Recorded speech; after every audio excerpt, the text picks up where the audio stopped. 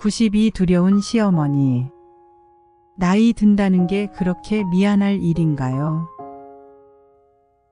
안녕하세요. 나를 키워준 친정엄마와 29년을 살았고 결혼 후에는 남편을 낳아준 시어머니와 26년을 함께한 곧 60을 바라보고 있는 평범한 가정주부입니다. 친정엄마와는 가끔 전화하고 어쩌다 만나지만 시어머니와는 매일 얼굴을 마주하며 대화를 나눕니다. 앞으로 몇 년의 시간이 더 지나면 엄마와 함께 보낸 시간보다 시어머니와 보낸 시간이 더 길어지겠죠. 시어머니와의 첫 만남을 아직도 생생히 기억합니다. 어머니의 사소한 말투 하나, 무심코 던진 한마디가 제 마음을 아프게 했던 적이 많았습니다. 그때마다 저는 답답함과 서운함을 속으로 삼키는 수밖에 없었어요. 그런데 이 고부관계라는 것은 참 신기하게도 누구 하나 모난 사람 없어도 이 테두리 안에 발을 들여놓기만 하면 서로가 서로에게 뾰족한 모서리가 된다는 점입니다. 성격이 둥글다 못해 얼굴까지 둥근 내가 누군가를 찌를 거라곤 생각도 못했어요. 결혼을 하고 처음 몇 년간은 친정엄마가 제 생일을 챙겨주셨어요. 하지만 30여 년이 흐른 지금 엄마는 더 이상 저의 생일을 기억하지 못하세요. 엄마에게 이젠 결혼한 딸보다 곁에 남아있는 아들과 며느리가 더 귀해진 거죠. 심지어 생일이 며칠 지나서 오늘이 내 생일이라고 말해도 아, 봄이 올 때쯤이 너 생일이었지, 축하한다 우리 딸. 이렇게 말씀하십니다. 그런데 시어머니는 다르셨어요. 오히려 의식적으로 제 생일을 기억하십니다. 겨울이 지나고 봄이 오면 은근슬쩍 달력에 생일 표시까지 해두십니다. 올해도 어김없이 기억을 하시고는 아무도 모르게 부엌으로 들어와 언제나처럼 작은 봉투 하나를 손에 쥐어주셨습니다. 얼굴에는 미소를 가득 머금은 채로 말이죠. 막내야, 생일 축하한다. 그리고 어머니는 축하한다는 말을 하시고는 잠시 말씀을 멈추셨어요. 정말로 고맙다. 그렇게 어렵사리 고맙다는 말씀을 끝낸 후에는 급기야 눈물을 보이셨습니다. 서러운 아이처럼 울음소리까지 내시면서요. 당황한 저를 끌어안으시고는 또 그렇게 한참을 우셨습니다. 여린 몸을 다독여드리는 것 밖에 저는 어찌할 바를 몰랐어요. 그렇게 겨우 흐느낌이 진정되었을 때 시어머니께서는 빨개진 눈으로 나를 보며 제 두 손을 꼭 감싸 안으셨어요. 막내야, 미안하다. 내가 너무 오래 산 것 같아서 너한테 진짜로 미안하다. 전혀 예상하지 못한 말이었습니다. 저도 함께 울먹이며 왜 그런 말도 안 되는 얘기를 하시냐고 아니라고 그렇게 말씀드렸어요. 어머니는 고개를 저으며 이렇게 말씀을 이으셨습니다. 나도 다 안다. 시부모 모시고 사는 것이 쉬운 일이 아니라는 걸. 정말이지 나도 내가 이렇게까지 오래 살 줄은 몰랐다. 자식들에게 피해가 되는 사람으로 살지 않으려 나 나름대로 노력했는데 자꾸 나이를 먹으니 이제는 정말 그렇게 될 것만 같아. 무섭고 두렵구나. 달 밝은 정월 대보름에 태어난 시어머님은 올해로 89세, 내년이면 92 되십니다. 나이의 앞자리가 바뀌시는 거죠. 80까지는 그럭저럭 살만하다 여겼는데 100을 바라보는 90은 왜인지 두려운 숫자로 보이셨던 걸까요? 시어머니의 눈물과 함께 나의 마음도 요동쳤습니다. 걱정하지 마세요, 어머니. 어머니는 건강하시잖아요. 앞으로도 계속 이렇게 건강하실 거니 아무 걱정 말고 마음 편하게 사세요.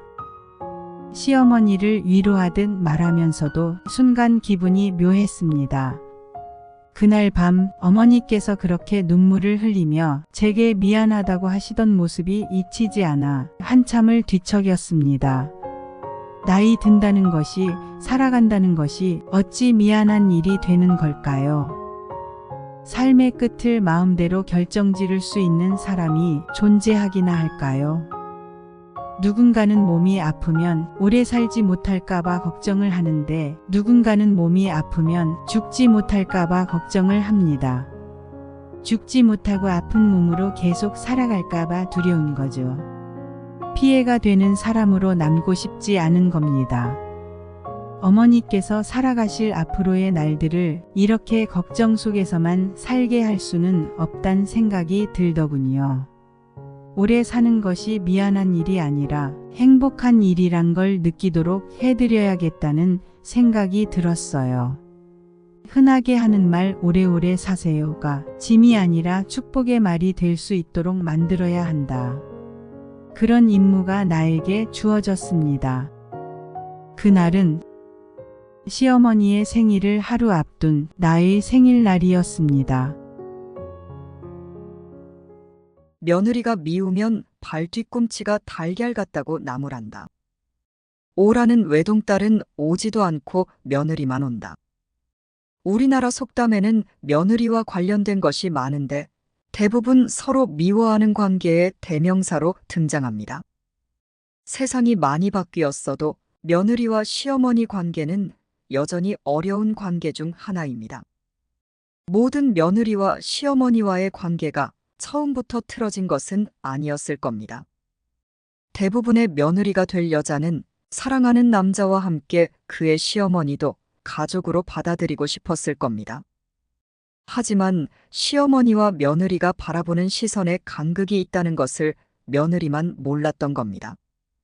한쪽은 슈퍼갑의 위치고 다른 반대편은 을이라는 현실을 깨닫지 못한 것이 모든 고부 갈등의 출발이라 이야기한다면 과연 그것을 비약이라 말할 수 있을까요? 특히 한국에서는 며느리를 일꾼으로 대하는 전통이 있습니다. 세월이 많이 변했다 하지만 그것은 아직도 많은 고부 갈등의 시작점이 되고 있습니다. 시어머니에게는 그 사상이 오래도록 마음에 새겨져 있는 것 같습니다. 단정적으로 결론 내리긴 어렵지만 주변에서도 쉽게 접하는 흔하디 흔한 이야기가 있습니다. 그 이야기는 보통 이런 식으로 전개됩니다. 남자 집에 여자가 인사하러 오는 첫날을 그려보세요.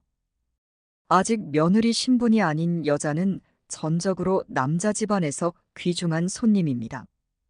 손님을 어떻게 대접해야 할까요? 우리나라의 전통적인 손님을 대하는 문화를 굳이 나열해 놓지 않아도 손님을 어떻게 맞이해야 하는지는 초등학생도 압니다.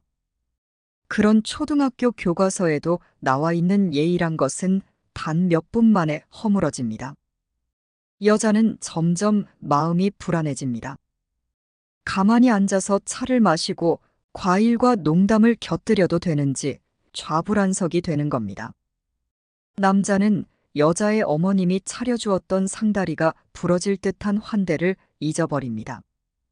차를 마시던 단란한 풍경이 끝나면 곧 부담스러운 그림자가 덮쳐옵니다. 일어나서 설거지라도 해야 하는 건 아닌지 부담감에서 벗어날 수가 없습니다. 어머니, 설거지는 제가 할게요. 아니야, 괜찮으니 앉아 있으렴. 이렇게 말을 주고받지만 그 말이 진심이 아니라는 것을 곧 시어머니 쪽에서 실토하고 맙니다. 그래, 그럼 좀 도와줄 수 있겠니? 이런 말과 함께 주도권이 바뀌기 시작합니다. 내가 처음 시댁에 갔을 때, 내 아들이 며느리를 처음 집에 데려왔을 때를 한번 떠올려 보세요.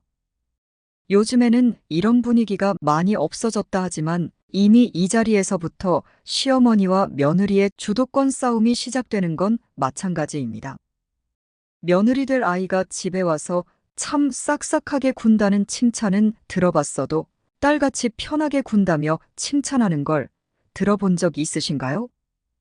물론 요즘에는 그렇지 않은 시어머님들도 많습니다. 살아온 세월과 생활 환경이 다른 만큼 기본적으로 갈등이 만들어 질 수밖에 없는 관계가 고부관계라는 것을 알고 계셔야 합니다. 결혼한 아들을 둔 우리 어머니들께서 꼭 알고 계셔야 할 것이 하나 더 있습니다. 지금 당신은 다른 여자의 남편을 사랑하고 있다는 것입니다. 사실 그 다른 여자가 자기 남편을 알기 한참 전부터 먼저 그를 알았고 사랑했는데 그가 당신이 아닌 다른 여자를 선택한 것입니다. 게다가 그 다른 여자는 당신보다 훨씬 젊고 예쁘기까지 합니다. 사랑으로 오랜 세월을 헌신했지만 어머니의 아들은 이제 자기 엄마가 아닌 그 여자를 자기 인생에서 가장 중요한 여자로 여기며 사랑할 것입니다. 그렇게 사랑하는 것이 마땅하다는 것을 모르는 것도 아니죠. 며느리와 시어머니의 이 독특한 관계를 어떻게 하면 잘 만들어 나갈 수 있을까요?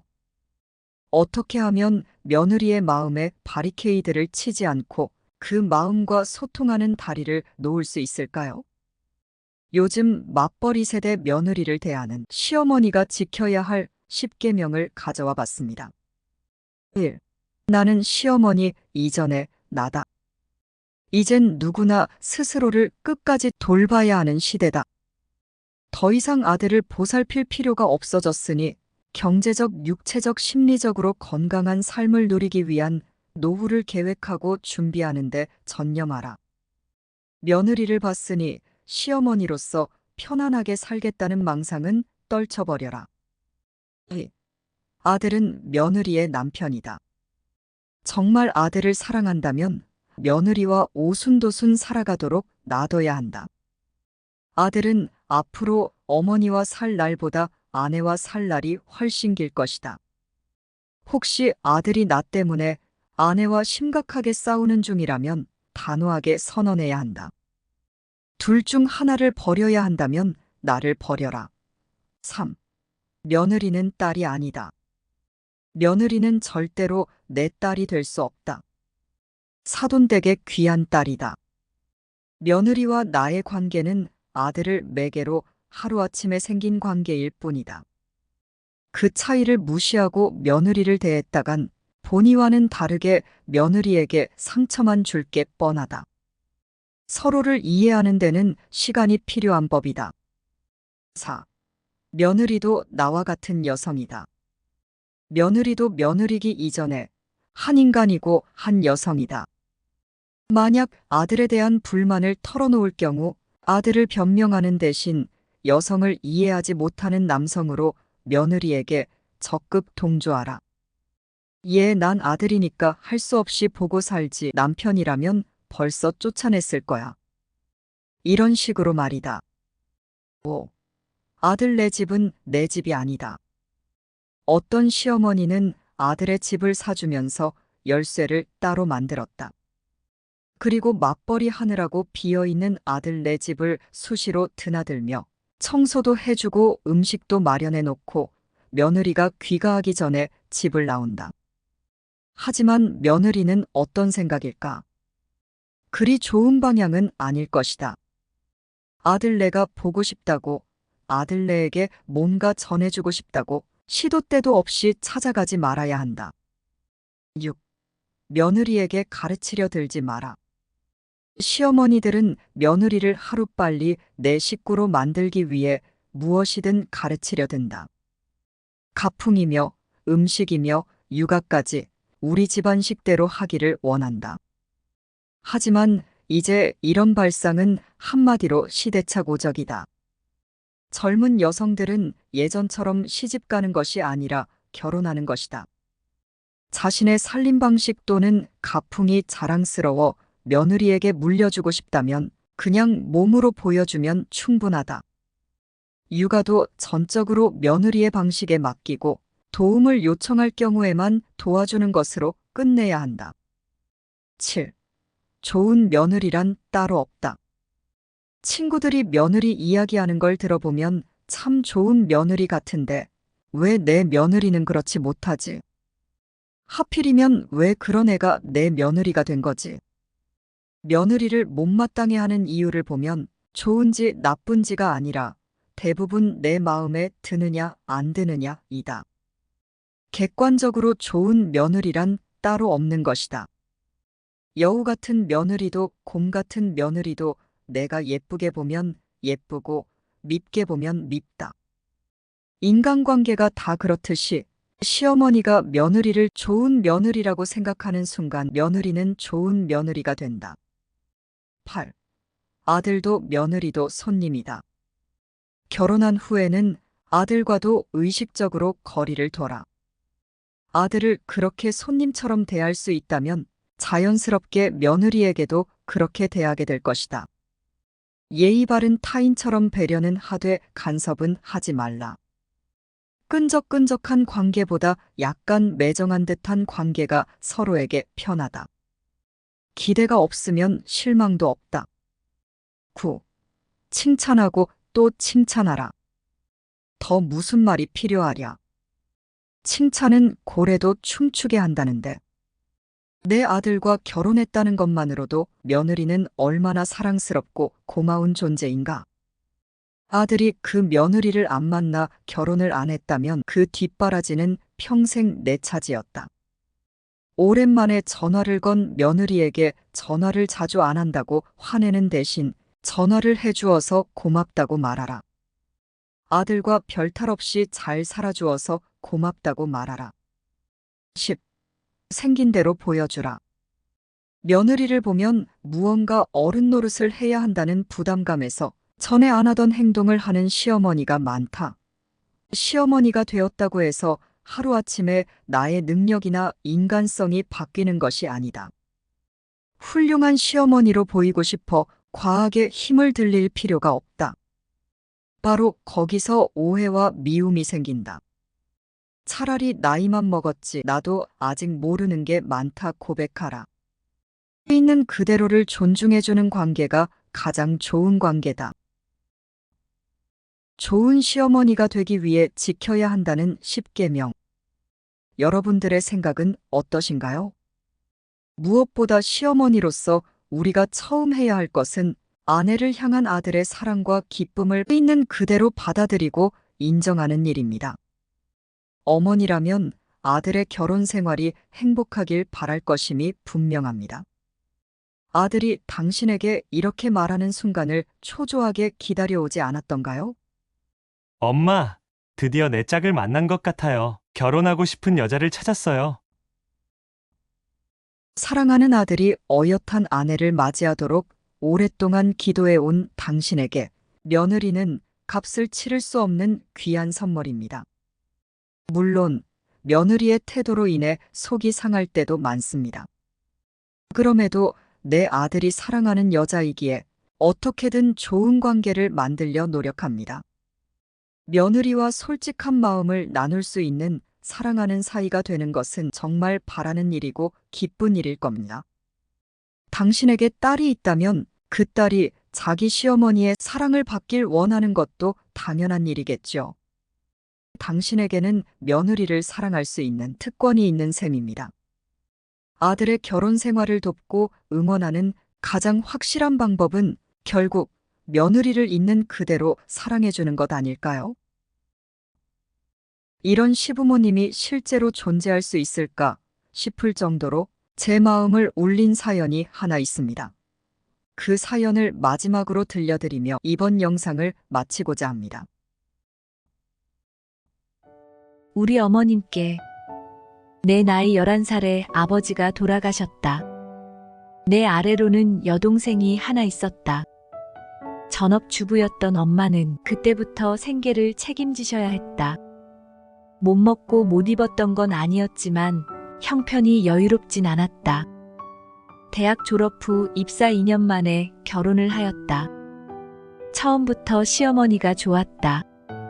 시어머님도 처음부터 나를 아주 마음에 들어 하셨다. 결혼 1년 만에 친정엄마가 암 선고를 받으셨다. 난 엄마의 건강도 걱정이었지만 수술비와 입원비부터 걱정해야 했다.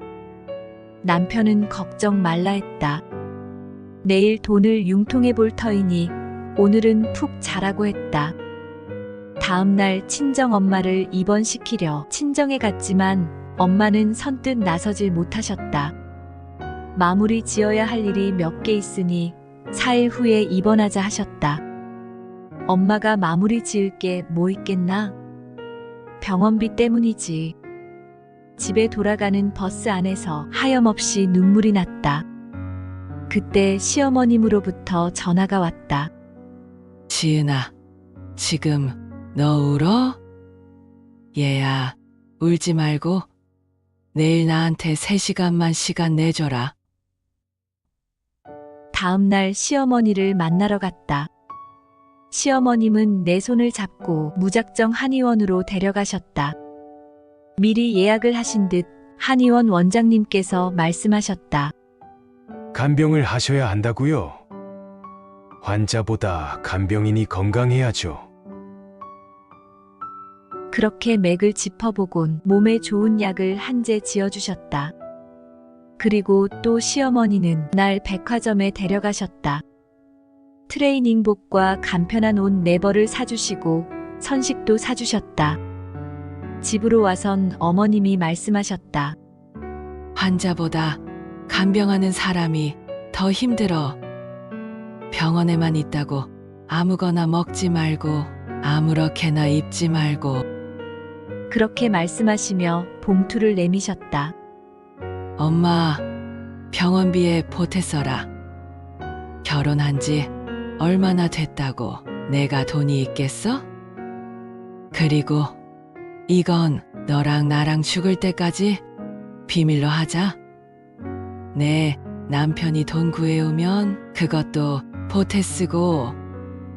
내 아들이지만 남자들은 원래 유치하고 애 같은 구석이 있어서 부부싸움 할 때 친정으로 돈 들어간 거 한 번씩은 꺼내서 속을 뒤집어 놓지. 그러니까 이건 우리 둘만 알자. 마다했지만 끝끝내 내 손에 꼭 쥐어주셨다. 시어머니께 기대어 눈물을 펑펑 쏟았다. 2천만 원이었다. 친정엄마는 그 도움으로 수술을 하고 치료도 했지만 이듬해 봄 엄마는 돌아가셨다. 당시 병원에서 오늘이 고비라고 한 날 하염없이 눈물만 흘리며 남편에게 전화를 거는데 갑자기 시어머님 생각이 났다. 나도 모르게 울면서 어머니께 전화를 드렸다. 시어머님은 늦은 시간임에도 불구하고 남편보다 먼저 병원에 도착하셨다. 엄마는 의식이 없으셨다. 엄마 귀에 대고 말씀드렸다. 엄마, 우리 어머니가 오셨어요. 작년에 엄마 수술비 어머님이 대주셨어. 엄마 얼굴 하루라도 더 볼 수 있으라고. 엄마는 미동도 없으셨다. 그때 시어머니께서 지갑에서 주섬주섬 무얼 꺼내 엄마 손에 쥐어주셨다. 우리의 결혼 사진이었다. 다부인, 저예요. 지은이, 걱정 말고. 사돈처녀 정은이도 걱정 말아요. 지은이는 이미 제 딸이고요. 정은이도 내가 혼수 잘해서 시집 보내줄게요. 걱정 마시고 편히 가셔요. 그때 거짓말처럼 친정엄마가 의식이 없는 채로 눈물을 흘리셨다. 엄마는 듣고 계신 거였다. 가족들이 다 왔고 엄마는 2시간이 못 돼서 돌아가셨다. 망연자실 울고 있는 나를 붙잡고 시어머니께서 함께 울어주셨다. 시어머님은 들어가시라고 해도 3일 내내 빈소를 함께 지켜주셨다. 우린 친척도 없었다. 사는 게 벅찼기에 엄마는 따로 연락을 주고받는 친구도 없었다.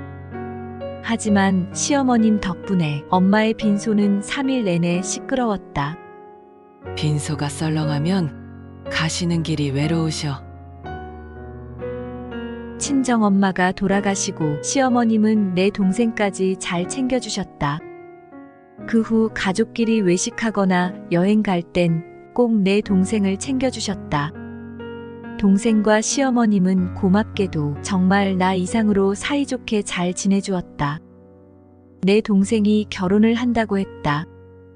시어머님이 또다시 나에게 봉투를 내미신다.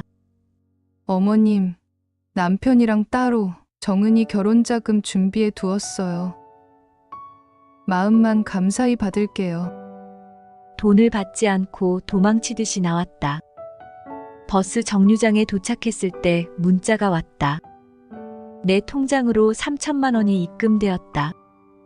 그 길로 시어머니께 달려갔다. 어머니께 너무 죄송해서 울면서 짜증도 부렸다. 안 받겠다고. 이 돈 못 받겠다고.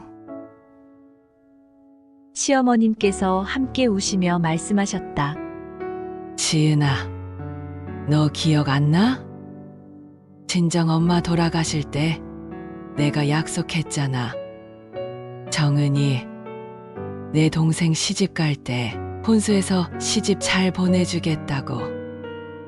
나 이거 안 하면 나중에 내 엄마를 무슨 낯으로 뵙겠니?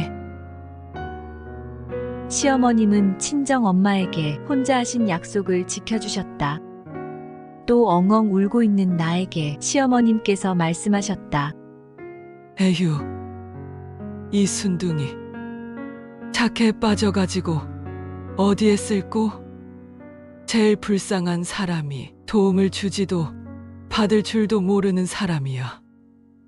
그리고 힘들면 힘들다고 얘기하고 울고 싶을 땐 목 놓아 울어버려. 몇 주 후 제부될 사람이 우리 시어머님께 따로 인사드리고 싶다고 해서 자리를 마련했다. 시부모님, 우리 부부, 동생네 전부 만나서 얘기 나눌 때 시어머님이 시아버님께 사인을 보내셨다.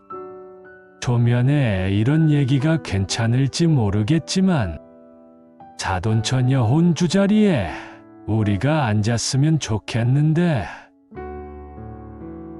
혼주 자리엔 사실 우리 부부가 앉으려고 했다. 다 알고 결혼하는 거지만 그쪽도 모든 하객들에게 친정 부모님이 안 계시다고 말씀 못 드렸을 텐데 다른 사람들 보는 눈도 있고. 그랬다. 거기까지 생각 못했다.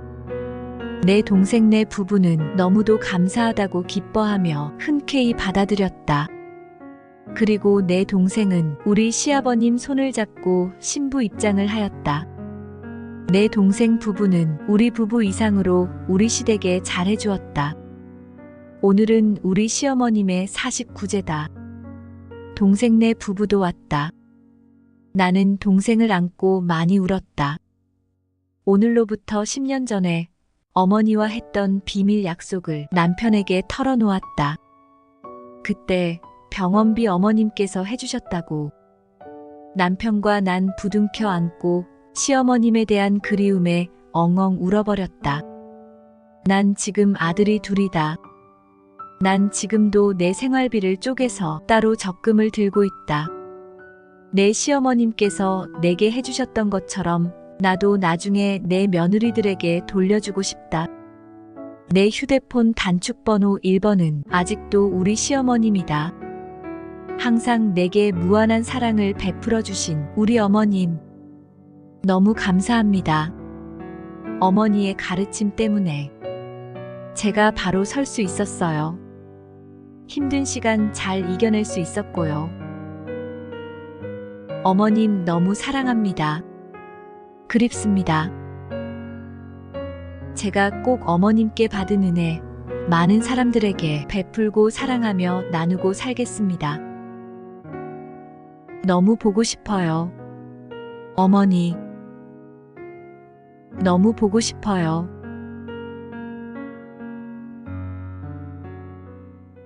이상으로 나이들의 품격이었습니다. 오늘 영상이 도움이 되셨다면 구독과 좋아요 부탁드립니다. 끝까지 경청해 주셔서 감사합니다.